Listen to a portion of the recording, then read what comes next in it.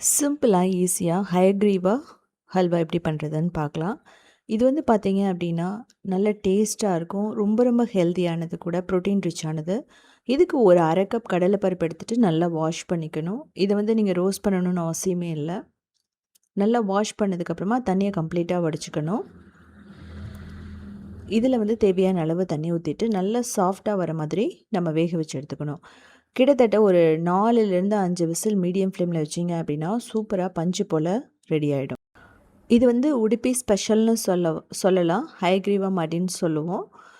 இப்போ பார்த்தீங்க அப்படின்னா, நல்லா பஞ்சு போல ரெடி ஆயிடுச்சு. நீங்க தண்ணிய வந்து கம்ப்ளீட்டா வடிச்சுக்கலாம். இல்ல அப்படின்னா, கொஞ்ச நேரம் விட்டிங்கன்னா அதே திக் ஆயிடும். தண்ணியெல்லாம் அப்சர்வ் பண்ணி. இப்போ பாப்பி சீட்ஸ் கசகசான்னு சொல்லுவோம். இது வந்து பார்த்தீங்கன்னா, ஒரு 1 டேபிள் ஸ்பூன் எடுத்துட்டு நல்லா ரோஸ்ட் பண்ணணும். 1லேருந்து 1 டேபிள் ஸ்பூன் எடுத்துக்கலாம். இது வந்து ரோஸ்ட் பண்ணலன்னா, அந்த ஃப்ளேவர் வந்து வராது உங்களுக்கு. இது வந்து வயித்து புண்ணுக்கு வந்து ரொம்ப நல்லதுன்னு சொல்லலாம். இப்போ இதிலேயே வந்து ஒரு 1/2 கப் தேங்காய் போட்டுக்கலாம். ஸோ 1/4 கப்லேருந்து 1/2 கப் வந்து உங்களுக்கு தேவையான அளவு போட்டுக்கலாம். இதெல்லாம் வந்து நல்லா ரோஸ்ட் பண்ணணும். இப்படி ரோஸ்ட் பண்ணும்போது நம்ம அந்த ஹல்வா, அந்த பிரசாதத்த நெக்ஸ்ட் டே வச்சுருந்தா கூட உங்களுக்கு கெட்டு போகாம இருக்கும். அதனால தான் இப்படி பண்ணுறோம். இதுக்கு வந்து பார்த்தீங்க அப்படின்னா, ஃப்ரெஷ்ஷான கோகனட் தான் யூஸ் பண்ணணும். நீங்க கோகனட் பிடிக்கலன்னா ஸ்கிப் பண்ணலாம். பட் ஆனா டேஸ்ட் வந்து கொடுக்கக்கூடியது இதுதான். ஸோ இத எடுத்துடலாம். வெல்லம் வந்து 1 கப். அதுக்கப்புறமா தண்ணி ஒரு 1/2 கப் ஊத்திக்கலாம். இது வந்து நல்லா கரைஞ்சு வரணும். இது வந்து வடிகட்டணும் உங்களுக்கு.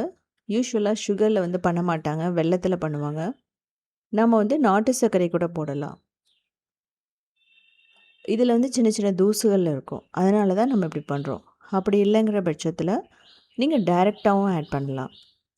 இது வந்து கிட்டத்தட்ட ஒரு 3 நிமிஷம் கொதிச்சுது அப்படின்னா, நல்லா வந்து ரெடி ஆயிடும். இதுக்கு வந்து பதமெல்லாம் எதுவுமே தேவையே இல்ல. இப்போ பார்த்தீங்கன்னா, அது வந்து நல்ல தண்ணியெல்லாம் அப்சர்வ் பண்ணிட்டு சாஃப்ட்டா வெந்துடுச்சு. இப்போ வந்து நம்ம இந்த வெல்லத்த ஊத்துறோம். வெல்லத்த ஊத்தி, இது வந்து நல்லா திக்கா வர வரைக்கும் நம்ம குக் பண்ணணும். ஸோ அப்படிங்கும்போது அது எல்லா தண்ணியும் அப்சர்வ் பண்ணும். நல்லா குக் ஆயிடுச்சுனாவே உங்களுக்கு டேஸ்ட்டும் நல்லாயிருக்கும். அதே சமயம் கெட்டும் போகாது. இந்த கடலைப்பருப்பு அப்படிங்கிறது உங்களுக்கு அந்த 1, 2 அப்படிதான் தெரியணும். ரொம்ப மசிச்சு விட்டுறாதீங்க. இதனோட பிரசாதத்தோட ஸ்டைலே அதான். இதே இதில வந்து பார்த்தீங்கன்னா, நீங்க வந்து பாயாசம் மாதிரி கூட வைக்கலாம். தேங்காய் பால் ஊத்துனீங்கன்னா, ரொம்ப சூப்பரா ரெடி ஆயிடும். இப்போ தண்ணிய வந்து அப்சர்வ் பண்ணிக்கிட்டே இருக்கு. கிட்டத்தட்ட நம்ம ஒரு 10 நிமிஷம் குக் பண்ணோம். ஸோ ஃபைனலா கசகசா. அதுக்கப்புறம் பச்சை கற்பூரம் வந்து ரொம்ப ரொம்ப முக்கியம். எடிபிள் கேம்பர்ன்னு சொல்லுவோம். இதுக்கப்புறமா ஏலக்காய் பொடி, நெய், வறுத்து வச்ச தேங்காய். இதையும் சேர்த்து நல்லா மிக்ஸ் பண்ணணும்.